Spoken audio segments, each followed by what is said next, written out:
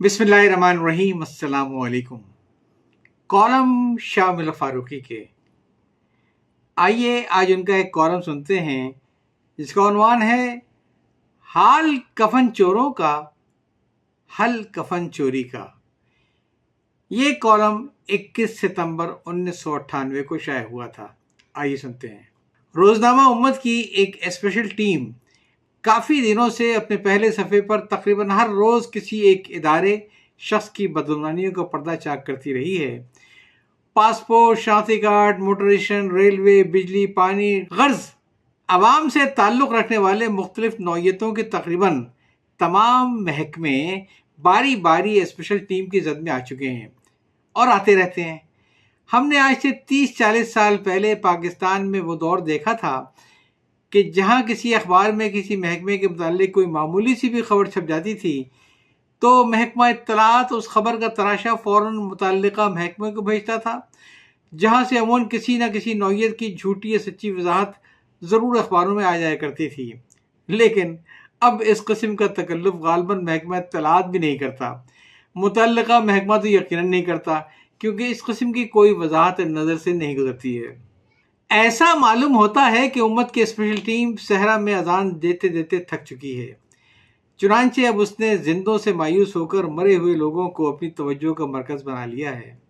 यानी इस टीम ने 16 सितंबर के शुमारे में खबरों के लिए कब्रों को खोदा है, यानी कब्रिस्तानों की सूरत हाल पर तवज्जो दी है।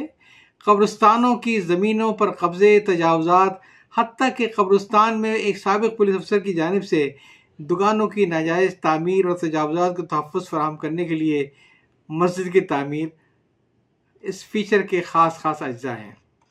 इन्हीं खबरों के ज़िम्मे उम्मत की स्पेशल टीम ने यह अफसोसनाक खबर भी दी है कि बहुत से कब्रिस्तानों में बहरूपियों ने डेरे डाल दिए हैं और रात की तारीकी में वो कब्र खोद कर मुर्दे के जिस्म से कफन खींच लेते हैं।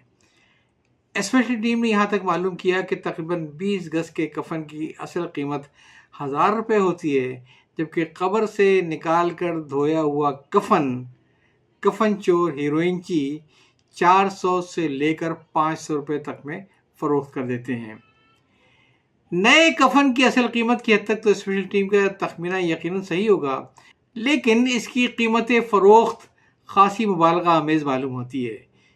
मिसाल मशहूर है कि चोरी का थान गज़ों से नहीं बल्कि लट्ठों से नापे आते हैं। यानी चोरी की 1 रुपये की चीज़ ज़्यादा 10 पैसों में फ़रोख्त होती है। कार वगैरह ही को देख लीजिए, अक्सर खबरें आती हैं कि कराची से चुराई या छीनी हुई 6-6, 8-8 लाख की गाड़ियाँ बलूचिस्तान वगैरह में 40-50 हज़ार रुपये में बेच दी जाती हैं। यूँ भी जाहिर है अगर किसी हीरोइनची को कफन के 30-40 रुपये ही मिल जाए तो वो अपने आप को खुशकिस्मत ही समझेगा। कब्र से मुर्दा निकालने, उसका कफन घसीटने और फिर से ठिकाने लगाने तक जितने आदमी शरीक होते हैं उन सबको भी अपना अपना हिस्सा तो मिलना चाहिए। कौन कौन इस नेक काम में शरीक होता होगा ये आप खुद क़यास कर लीजिए। मालूम नहीं कि कब्र से मुर्दा निकालने और उसका कफन खसोटने के बाद कब्र में डालने के अमल में हीरोइनची लाश का किस हद तक एहतराम करते हैं। यानी इस सिलसिले में वो नवाश अव्वल की रवायत पर अमल करते हैं या नवाश दोम की। नवाश अरबी में कफन चोर को कहते हैं। एक गांव में एक नवाश रहता था जो ताज़ा कब्र से लाश निकाल कर कफन खसोट लेता था और लाश को दोबारा कब्र में डालकर उस पर मिट्टी डाल दिया करता था। बहरहाल कब्र की हालत देखकर लोगों को अंदाज़ा हो जाता था कि कुछ न कुछ गड़बड़ की गई है। इस नवाश के बारे में भी लोगों को शुबा था, लेकिन बिला सबूत वो उससे कुछ कह नहीं सकते थे। उस कफन चोर ने अपने बेटे को भी अपना फन सिखा दिया। जब वो कफन चोर मर्ज़ुल मौत में मुब्तला हुआ और उसे अपने कामों पर नदामत हुई तो वो अपने बेटे से कहने लगा, मैं किस कदर बदनसीब हूँ कि आखिरत में तो क्या इस दुनिया ही में मुझे बड़ी इबरतनाक सज़ा मिलेगी। जब कोई मरता है तो लोग अमूमन उसके कोताहियों पर नज़रअंदाज करके उसे अच्छे लफ्ज़ों में याद करते हैं, लेकिन मेरा गुनाह ऐसा शर्मनाक है कि लोग मुझ पर लानत ही भेजेंगे।